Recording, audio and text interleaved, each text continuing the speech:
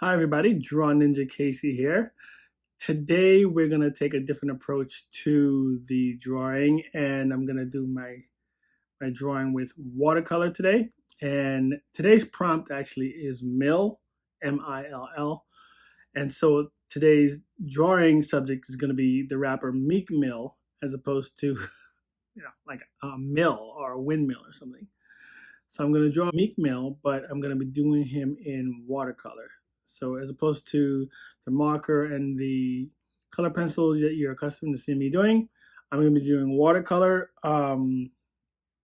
using watercolor markers and also watercolor tube paint that I got from Michael's, and this was like maybe about a year ago. I bought these, and they were on sale, and I got like 20 in a box for like $5. I don't know if they were doing clearance or whatever, but I just thought it was a gold mine. So if you get 20 tubes of watercolor for $5, buy it. Especially if it's from Artist Loft. Now they're not the most expensive and highest quality, but it's not about the quality. It's about the artist. So a good artist can make poor quality look like great quality if he uses it right. So I'm also going to use from Artist Loft something else that was on sale at Michael's. I think there was like 48 of these in a packet, and I got those for like $10. The watercolor markers, they have two nibs. They have a brush nib, and they also have a marker regular pen nib right there.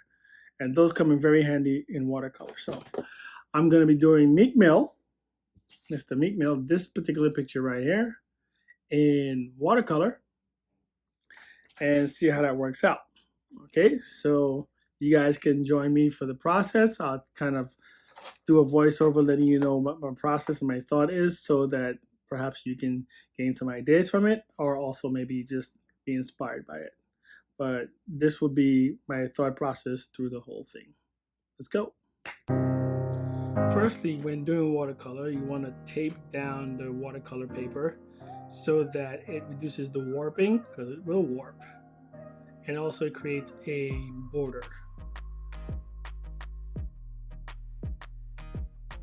And what I'm doing here is called wet on wet. There are different types of approach to watercolor. There's wet on wet, there's wet on dry, and then there's dry brush. And wet on wet is what I did here, where I wet the entire paper and paint while it's wet.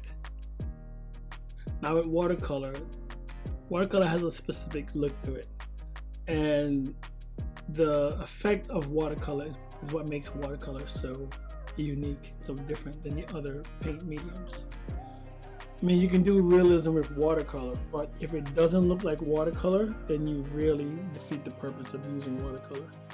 Watercolor has its own unique allure to it, and so when you want that effect, that's when you do a painting with watercolor.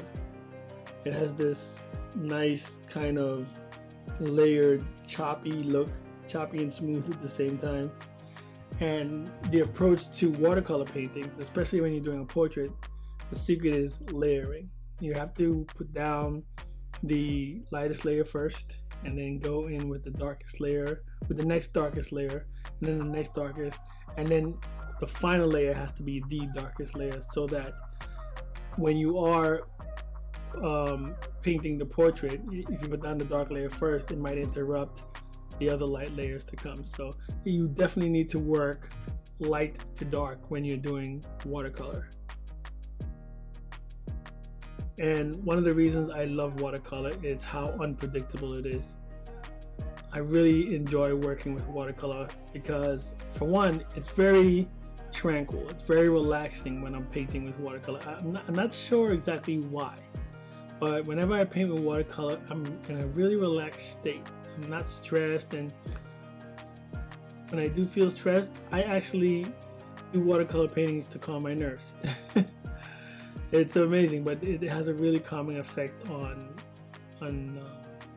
me. So, and I think on anybody else who does watercolor. It might have to do with the fact that it's water you're using. I'm not sure, but Again, I'm here going from light to dark. I'm doing all the dark areas now, which is his eyes, his eyebrows, the hair, his facial hair, and all the deep shadows by his mouth, nose, and his eyebrows and eyelashes. So, not because I've already done the the darkest I can go with the browns, and I'm able to do this with one brush. Again, a pointed brush, and I didn't even have to use the watercolor markers. I was able to complete the whole painting with just one brush. Another tip about using watercolor is once you lay down a pigment on the paper, you can actually lift it up by just using water. Water acts as like an eraser. So maybe I dropped a spot on the paper or something. I can just dip the brush in some water and just kind of in a circular motion remove that spot, and then it'll be gone. So it's also not so solid as I'd say acrylic, to where with acrylic paint you have to wait till it dries and then paint over. With watercolor you can remove it just by using water. And now this is me doing his hair. He's got waves in his hair, so I did a light gray for the first layer of his hair, and then I went in with the darker wavy look, and the light gray acts as highlights for the waves in his hair.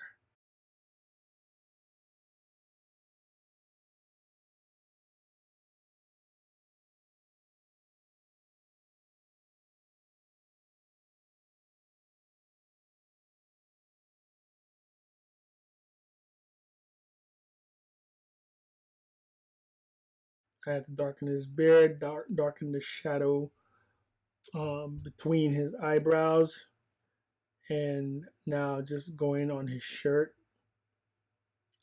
to kind of like finish everything off.